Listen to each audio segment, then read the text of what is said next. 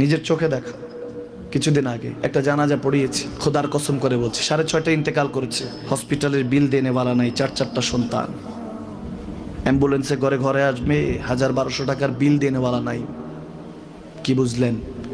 ক্ষণস্থায়ী দুনিয়া।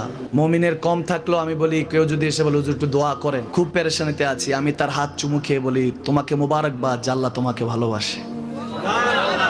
পেরেশানি তো মালিক দেয়, এই জন্য এটা রহমত মুমিনের জন্য। পেরেশানি দেয় যখন ফেরেশতারা বলে আল্লাহ চাইতেছে চাইতেছে, টাকা পয়সা চাইতেছে, বলে এটা কি? বলে ফাসেক, দে বিদায় কর, বিদায় কর। তার চাওয়া আছে, বিরক্ত লাগে, বিদায় কর, কি লাগে দে। আল্লাহ 10 কোটি দিয়েছে, 100 কোটি দিয়ে বিদায় কর। মুমিন যখন চাইতে থাকে আল্লাহ আমাকে কিছু লাগবে, যখন একটু করে চায় আমার মাটাকে সুস্থ করে দাও, বাবাটাকে আল্লাহ আমার স্ত্রীকে, আমার আমাকে একটু তৌফিক দাও, চাইতে থাকে মুমিন। আল্লাহ বলে যখন ফেরেশতারা দেখে মুমিন চাচ্ছে, দেরি করতে পারে না, তাড়াতাড়ি খাজানা নিয়ে দিতে নেবে, আল্লাহ বলে রাখোস না, এত তাড়াহুড়া কিসে? তার চাওয়ার মধ্যে তো প্রেম আছে, একটু চাইতে দেস না। থাকুক না মুমিন আর একটু পেরেশান, থাকুক না, থাকতে দেস না, একটু থাক, একটু থাক। পেরেশানিতে রেখে আল্লাহ মজা নেয়, মহব্বত নেয়, মুমিনের অন্তর থেকে খুশবু নেয়। আল্লাহর বড় মায়া, মুমিন যখন চায় আল্লাহ তখন মায়ার নজর নিয়ে তাকায়, হায় হায় আমার বান্দা, সুবহানাল্লাহ। বিশ্বনবী নামাজে দাঁড়িয়ে তেলাওয়াত করছেন, পাশ দিয়ে একদল জিন বিশ্বনবীর পাশ দিয়ে চলে যাচ্ছিল। একদল জিন, জিন জাতি চলে যাচ্ছে, আর বিশ্বনবীর তেলাওয়াত শুনে তারা থমকে দাঁড়ায়। কিরে এত সুন্দর কোরআন, এরকম তো শুনি নাই। ইনি কে? খোঁজখবর নিয়ে দেখলেন ইনি বিশ্বনবী। সুবহানাল্লাহ পড়েন।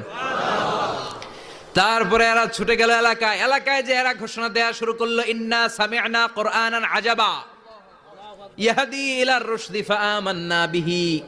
নিশ্চয় আমরা আজীব চমৎকার কোরআন তেলাওয়াত শুনে এসেছি। এই তেলাওয়াত সাধারণ তেলাওয়াত নয়, এই আয়াত দুনিয়ার মানুষের বানানো আয়াত নয়। এই আয়াতগুলো পাঠিয়েছে কে? এই আয়াতগুলো ইয়াহদি ইলার রুশদি, হেদায়েতের দিকে মানুষকে পথ দেখায়। তাই আমরা যারা এই তেলাওয়াত শুনেছি, আমান্না বিহি, এই তেলাওয়াত শুনে, কোরআন শুনে, বিশ্বনবীর কণ্ঠে তেলাওয়াত শুনে আমরা সবাই ঈমান এনে মুসলমান হয়ে গেলাম। আল্লাহ তাআলা আমাদেরকে সবকিছুই শ্রেষ্ঠ দিয়েছেন। আল্লাহ নিজেই শ্রেষ্ঠ। আমাদের নবী মুহাম্মদ সাল্লাল্লাহু আলাইহি সাল্লাম তিনিই সর্বশ্রেষ্ঠ, এবং আমাদের কিতাব কোরআন এটাও সর্বশ্রেষ্ঠ। আমাদের ধর্ম ইসলাম এটাও সর্বশ্রেষ্ঠ। ওয়ালিদ রাদিয়াল্লাহু আনহু নাম শুনছেন না?